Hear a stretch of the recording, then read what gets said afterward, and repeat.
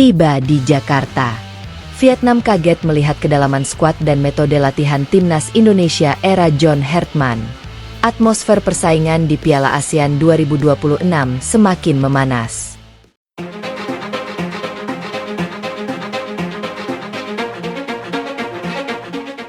Jelang laga krusial babak penyisihan Grup A, rombongan tim nasional Vietnam resmi tiba di Jakarta dengan membawa misi besar untuk menghadapi salah satu rival terkuat mereka di kawasan Asia Tenggara, Timnas Indonesia.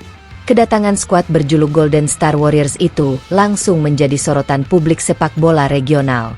Namun menariknya, perhatian media Vietnam tidak hanya tertuju pada persiapan tim mereka sendiri, melainkan juga pada perkembangan pesat yang ditunjukkan Timnas Indonesia sejak berada di bawah kepemimpinan pelatih baru asal Inggris, John Hertman.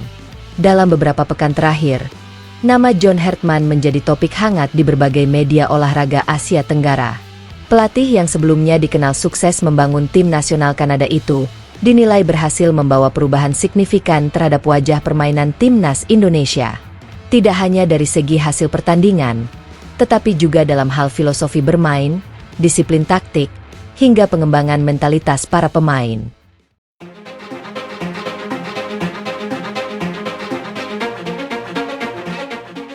Sejumlah pengamat sepak bola Vietnam bahkan mengakui bahwa Indonesia saat ini tampil jauh berbeda dibandingkan beberapa tahun sebelumnya. Jika dahulu kekuatan Garuda sering bergantung pada beberapa pemain kunci, kini skuad Merah Putih dinilai memiliki kedalaman tim yang lebih merata. Hampir setiap pemain mampu memberikan kontribusi nyata ketika diberi kesempatan bermain. Perubahan tersebut tidak terjadi secara instan. Sejak pertama kali memimpin sesi latihan Timnas Indonesia, Hertman langsung memperkenalkan pendekatan yang dikenal modern dan berintensitas tinggi. Filosofi yang dibawanya berfokus pada permainan kolektif, agresivitas tanpa bola, serta fleksibilitas posisi yang memungkinkan tim beradaptasi dengan berbagai situasi pertandingan. Salah satu aspek yang paling menonjol dari metode latihan Hertman adalah penerapan high pressing. Para pemain Indonesia dilatih untuk memberikan tekanan sejak area pertahanan lawan. Strategi ini bertujuan memaksa lawan melakukan kesalahan sejak fase awal pembangunan serangan. Dengan tekanan yang konsisten, Indonesia dapat merebut bola lebih cepat dan langsung mengubahnya menjadi peluang berbahaya. Latihan fisik menjadi bagian penting dari sistem tersebut. Para pemain harus memiliki stamina yang sangat baik agar mampu menjaga intensitas permainan selama 90 menit penuh. Dalam berbagai sesi latihan, para pemain dituntut untuk bergerak aktif tanpa bola, melakukan sprint berulang, serta mempertahankan konsentrasi dalam setiap fase permainan. Namun, kekuatan Indonesia di era Hertman tidak hanya terletak pada aspek fisik. Pelatih asal Inggris itu juga menanamkan pemahaman taktik yang mendalam kepada seluruh anggota tim. Setiap pemain diwajibkan memahami lebih dari satu peran di lapangan. Dengan demikian, ketika terjadi perubahan situasi pertandingan, tim tetap mampu mempertahankan keseimbangan permainan tanpa kehilangan efektivitas. Konsep multifungsi pemain menjadi salah satu ciri khas yang mulai terlihat jelas dalam permainan Timnas Indonesia. Beberapa pemain bahkan mampu bermain di beberapa posisi berbeda dalam satu pertandingan. Fleksibilitas seperti ini memberikan keuntungan besar, karena lawan akan kesulitan membaca pola permainan yang diterapkan Indonesia. Contoh nyata dapat dilihat pada peran Doni Tri Pamungkas. Pemain muda berbakat tersebut menunjukkan kemampuan luar biasa dalam beradaptasi. Ia tidak hanya mampu menjalankan tugas sebagai pemain bertahan, tetapi juga aktif membantu serangan ketika tim membutuhkan tambahan daya dobrak. Kemampuan seperti ini menjadi salah satu alasan mengapa Indonesia tampil lebih dinamis dibandingkan sebelumnya. Selain itu, Hertman juga menanamkan mentalitas bahwa mencetak gol adalah tanggung jawab seluruh tim. Dalam sistem yang ia bangun, tugas membobol gawang lawan tidak hanya dibebankan kepada penyerang, gelandang, bek sayap, bahkan pemain bertahan tengah didorong untuk aktif mencari peluang ketika tim menyerang. Pendekatan tersebut terbukti memberikan hasil positif. Indonesia tidak lagi bergantung pada satu atau dua pencetak gol utama. Sebaliknya, ancaman bisa datang dari berbagai lini sehingga lawan kesulitan menentukan fokus penjagaan. Ketika satu pemain berhasil dimatikan, pemain lain mampu muncul sebagai pembeda.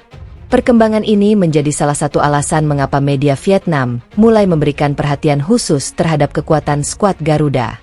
Mereka menilai Indonesia kini memiliki variasi serangan yang jauh lebih berbahaya dibandingkan edisi-edisi sebelumnya. Kedalaman skuad juga menjadi faktor yang membuat banyak pihak terkesan. Meskipun Indonesia hanya membawa 2 penyerang murni berusia muda, yakni Jens Raven dan Mitchell Bakker, efektivitas lini depan tetap terjaga dengan baik. Hal ini terjadi karena sistem permainan yang dibangun Hertman memungkinkan pemain dari berbagai posisi ikut berkontribusi dalam menciptakan dan menyelesaikan peluang. Jens Raven menunjukkan kualitasnya sebagai penyerang yang mampu membuka ruang bagi rekan-rekannya. Sementara Mitchell Bakker tampil sebagai sosok yang memiliki naluri gol tinggi dan keberanian menghadapi tekanan dalam pertandingan besar. Kehadiran kedua pemain muda tersebut memberikan dimensi baru bagi serangan Indonesia. Namun kekuatan utama Indonesia tidak hanya berada pada para penyerang. Lini tengah yang dihuni pemain-pemain berkualitas seperti Tom Haye memberikan keseimbangan yang sangat penting. Dengan visi bermain yang baik serta kemampuan distribusi bola yang akurat, Tom Haye menjadi penghubung utama antara lini belakang dan lini depan.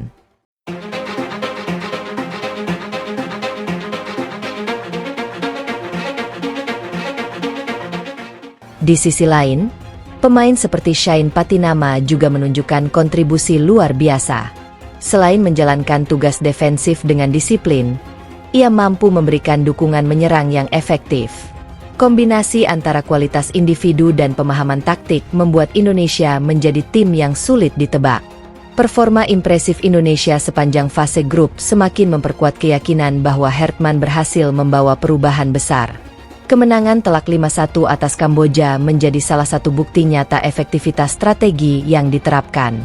Dalam pertandingan tersebut, Indonesia menunjukkan dominasi hampir di seluruh aspek permainan. Tekanan tinggi yang dilakukan sejak awal membuat Kamboja kesulitan mengembangkan permainan. Selain itu, distribusi bola yang cepat dan akurat memungkinkan Indonesia menciptakan banyak peluang berbahaya. Hasil akhirnya adalah kemenangan meyakinkan yang memberikan suntikan kepercayaan diri bagi seluruh anggota tim. Tidak berhenti di situ, Indonesia kembali menunjukkan kualitasnya saat menghadapi Timor Leste. Dalam laga tersebut, skuad Garuda meraih kemenangan 3-0 dengan performa yang sangat solid. Pertahanan tampil disiplin, lini tengah mendominasi penguasaan bola, dan lini serang mampu memanfaatkan peluang dengan efektif. Yang paling menarik dari 2 kemenangan tersebut adalah distribusi gol yang merata. Berbagai pemain dari posisi berbeda berhasil mencatatkan nama mereka di papan skor. Fakta ini semakin menegaskan bahwa Indonesia bukan tim yang bergantung pada satu individu tertentu. Kini, tantangan terbesar menanti di depan mata. Pertemuan melawan Vietnam diprediksi menjadi salah satu pertandingan paling menentukan di grup A. Kedua tim sama-sama memiliki ambisi besar untuk melangkah jauh di turnamen ini. Karena itu, duel di Stadion Pakansari, Bogor, diakini akan berlangsung dengan tensi tinggi sejak menit pertama.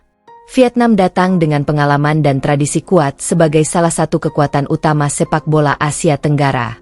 Mereka memiliki organisasi permainan yang rapi serta kemampuan bertahan yang sulit ditembus. Namun di sisi lain, Indonesia juga memiliki modal yang tidak kalah menjanjikan. Bermain di hadapan pendukung sendiri menjadi keuntungan besar bagi skuad Garuda. Dukungan ribuan supporter diperkirakan akan menciptakan atmosfer luar biasa yang dapat meningkatkan motivasi para pemain di lapangan. Stadion Pakansari diakini akan dipenuhi lautan merah putih yang siap memberikan energi tambahan bagi tim kebanggaan mereka. John Hertman sendiri menegaskan bahwa timnya tidak boleh terlena oleh hasil positif sebelumnya.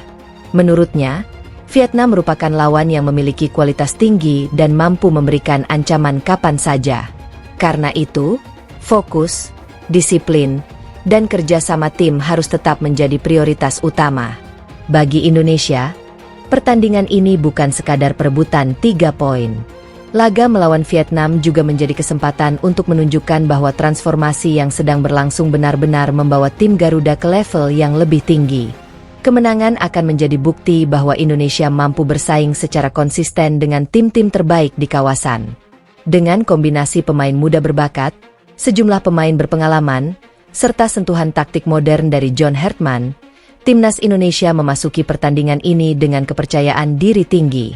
Kedalaman skuad, fleksibilitas permainan, dan intensitas latihan yang selama ini menjadi sorotan kini akan diuji dalam laga sesungguhnya. Semua mata akan tertuju ke Stadion Pakansari saat peluit pertama dibunyikan. Pertarungan antara Indonesia dan Vietnam dipastikan menghadirkan drama, tensi, dan kualitas sepak bola terbaik yang dimiliki kedua negara. Satu hal yang pasti, Timnas Indonesia kini bukan lagi tim yang mudah dipandang sebelah mata.